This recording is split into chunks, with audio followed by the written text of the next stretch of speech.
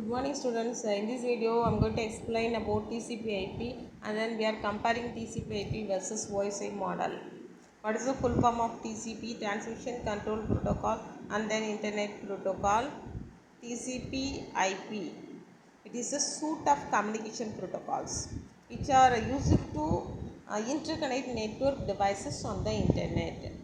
It can be used as a communication protocol in a private computer network. So TCP/IP means, what do you mean by that? It is used as a communication protocol and it is an entire internet protocol suite, and what it contains a set of rules and procedures, and it is called as a TCP/IP.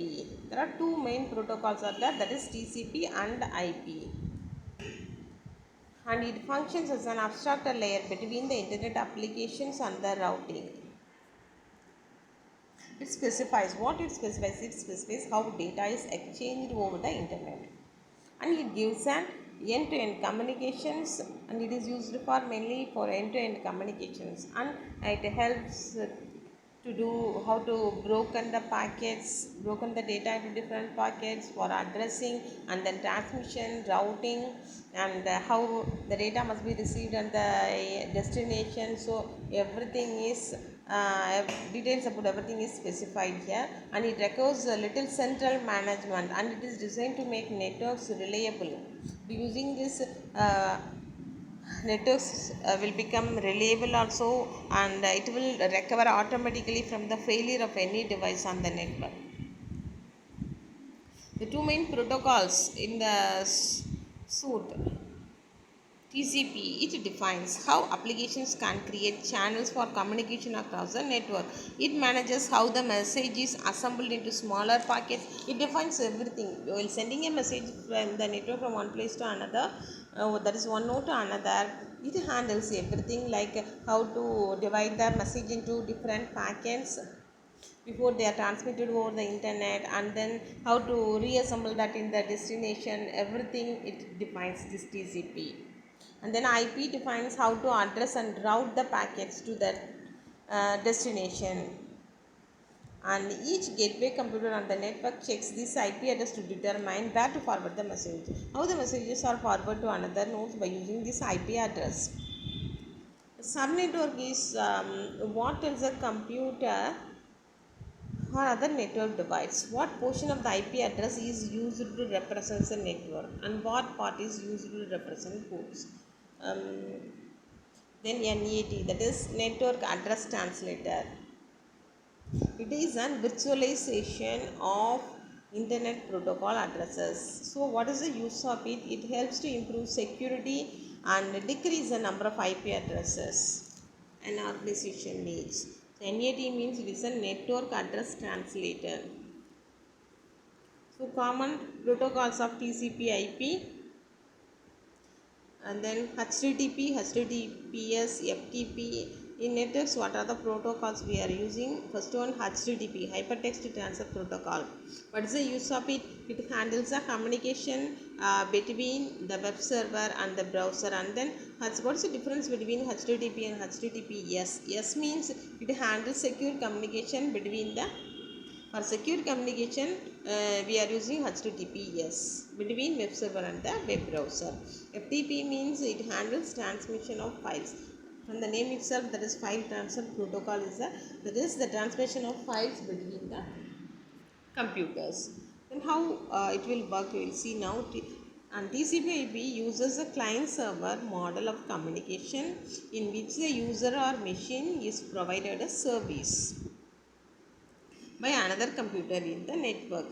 It is a set of protocols and it is a stateless. Stateless means whenever we are using the network, our details are not stored. Whenever we are considered as a new user, that is called as a stateless. That is given here. TCP/IP is a suite of protocols. It is classified as stateless. What is the meaning of it? Each client request is considered as new. Whenever you are using a website, your ID will be changed and your information are not stored. Every time you are going, you are considered as a new user. So being stateless, it frees up the network so they can be used continuously. And then how it works? Transport layer itself, however, is stateful. Stateful means your information, ID, everything will be stored. It transmits the single message and its connection remains a place until all the packets in the message have been received and reassembled at their destination. TCP/IP differs from now. The so many differences are there. Number of layers in TCP/IP and OSI are different.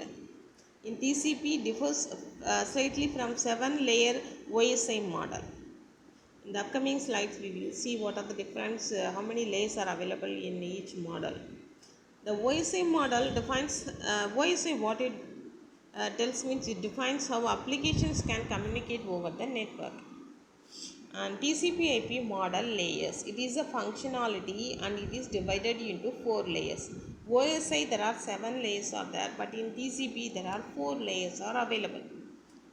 First one, application layer. It provides application with data exchange. What are the protocol used in TCP/IP application layer is HTTP, FTP, POP, that is post office protocol, mail transfer protocol, and simple network management protocol. In application layer, it mainly deals with application data. Transport layer, it is responsible for end-to-end communication across the network. From the network, so TCP/IP contains 4 layers only. First layer, application layer, it provides applications with data exchange. So what are the protocols used here is FTP, POP and all, POP3 and all. Then transport layer, from the name itself, it is used for end-to-end communication to send, that is transport packets from one place to another in the network, and it handles communication between hosts. And what are the works of this transport layer? Flow control, multiplexing, reliability, and they include TCP and user datagram protocol. So these are the protocols used here. Main work of transport layer is maintaining end-to-end communication. Transport layer in TCP is used for end-to-end communication across a network, and the protocols used here is TCP and then UDP. Okay, and then network layer. Mainly network layer means it is used to deal with packets only. Okay, transporting packets in the network and connects independent networks to transport the packets across the network bundle. So transmitting of packets is done by this network layer, and its protocols are IP, ICMP. And physical layer, it is also known as the or data link layer. So here physical data link, everything is combined together here, but in OSI they are separately defined. Okay, so this also known as a network interface layer or data link layer, consists of protocols that operate only on a link. That is protocols in this lowest layer, this is the lowest layer, include uh, Ethernet for local area networks and address resolution protocol. Okay, what are the protocols used here are Ethernet for LANs and then ARP. So what are the layers available in TCP? One is physical layer and another one is network layer, transport layer and application layer. These are the 4 layers available in TCP IP. Okay, then what is the importance of this TCP? It is controlled by a single company. Internet protocol suite can be modified easily also, and it is compatible with all the operating systems. In all operating systems we can use this, so it can communicate with any other system. So IP suite is also compatible with all types of computer hardware and network. It is compatible with all the operating system, all the hardware and all the network. What is the importance of this TCP IP? It is highly scalable also, and it is a routable protocol. It will determine most efficient path through the network. It widely used in current internet architecture. Now recently we are using this TCP IP only. And then comparison between TCP/IP and OSI model, and both are mostly used communication networking protocols. Both are communication networking protocols. The main difference is that in OSI is a conceptual model that is not practically used for communication. It defines, and OSI what it will do, defines applications, how the applications can communicate over the network. But TCP on the other hand used to establish link and network connection. Okay, see the difference. OSI defines how applications can communicate over the network. It gives some of the definitions, that is defines how applications can communicate. But TCP is used to establish the links and the network connection. And TCP/IP protocols on which the internet was created, while OSI model provides guidelines on how communication has to be done. So OSI means it gives guidelines only, it gives guidelines related to how we have to do communication. And TCP is a practical model. Okay, OSI gives only the guidelines, but TCP is a practical model, and both have some of the similarities and differences will be there. Main similarity is the way they are constructed, as both use layers, only. Both are constructed, the architecture is like both are created by using layers only. Although TCP consisting of four layers and OSI 7 layers. These are the comparison differences. Listen carefully. OSI model provides only the guidelines how the layers, how communication has to be done, but TCP is a practical model, and both have similarities. Under TCP there is a 4 layers are available, in OSI there is a 7 layers available. That 4 layers of TCP I told already, and now we will see the OSI what are the 7 layers available. First one is application layer. Application layer, what is the use of it is that the user can interact with the application or the network when the user want to send or read messages or transfer files, or engage in other network related activities. Though this is a layer, application layer, in which the user can interact. And then presentation layer, it does a translates of or formats of data for the application layer based on the semantics or syntax that the application accepts. That is, it's format the data, translates or format the data. Okay, that is if we want to compress the data, translate the data, that works and all done in this presentation layer. And then session layer, if we want to create any session, that is session means particular time we are using the internet, no, that time limit. When we are going to search a web browser and we are going to start the browser and we are ending after some time, so that time limit is called as a session layer. That is handled by the session layer. Setup, coordinates or terminates conversation between the apps. Some work we are doing some particular time searching and all, no, that time limit is a session, that is called by the session layer, handled by the session layer. And then transport layer, it handles a transmission of data across a network. And the name itself, it is used to transmit the data as from one place to another in the network. It handles, provides error mechanisms and everything, data flow, everything is handled by this transport layer. So transport layer means it transfers data across the network and providing error mechanisms as well as flow control. And then network layer, it moves data from one place to another. Network layer mainly handles routing and all. Routing means it defines data through which path the data must be transmitted. Like everything is handled by this network layer. Packetizing and routing is mainly handled by this network layer. And then data link layer, it handles problems that occur as a result of transmission errors. It handles the problems, okay, as a result of transmission. And then OSI layer 1 is a physical layer. It transports the data using electrical, mechanical or procedure interfaces. This is the first layer. This is the layer 1. It transports data using electrical, mechanical or procedural interfaces. So the upper layer for both the TCP/IP model and OSI model is both the application layer. So this is a difference. In OSI there are 7 layers are there, and TCP there are 4 layers. Instead of physical and data link layer in TCP, only physical layers are available. Okay, then network transport are same. In TCP only application layer, but in OSI instead of application, session, presentation, application layers, that everything, these 3 are combined as application in this TCP. See, in TCP only 4 layer and OSI 7 layer. What are the 4 layers in TCP? Physical layer, network, transport and application only. Okay.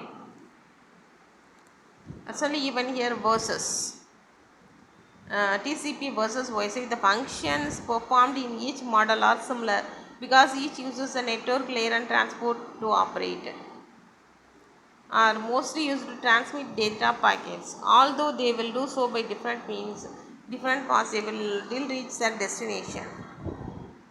Similarities means they are both logical models. They define networking standards. They divide the communication process layers. In both TCP/IP and OSI, we are using layers concept only. Okay.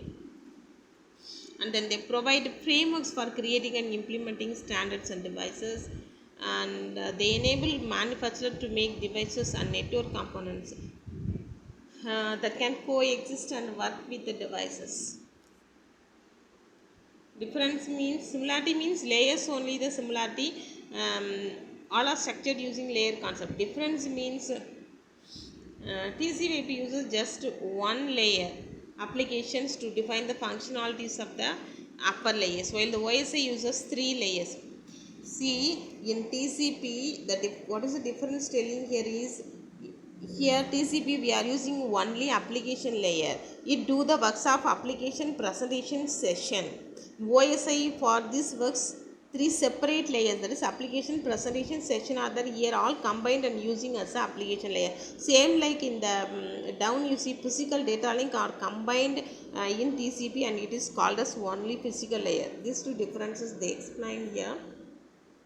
So that is the difference in the second point. TCP/IP uses just one layer as application, but in OSI we are using 3 layers: application, presentation, session. These 3 are combined in TCP/IP called as only application layer. And then other difference is in the down layer, no physical data link layer, that is combined as a physical layer. So these are the differences between that 7 layer, here 4 layers are there, like that you have to write. Okay. And then TCP/IP model use the internet layer to define the routing standards and protocol. And the TCP/IP header size is 20 bits, while the OSI is 5 bytes only. It is TCP is a protocol oriented standard. OSI is a generic model based. TCP/IP uses a horizontal approach and OSI follows a vertical approach. And then TCP suite were developed first, and then the model was developed. OSI was, the model was developed first, and then the protocol in each layer was developed.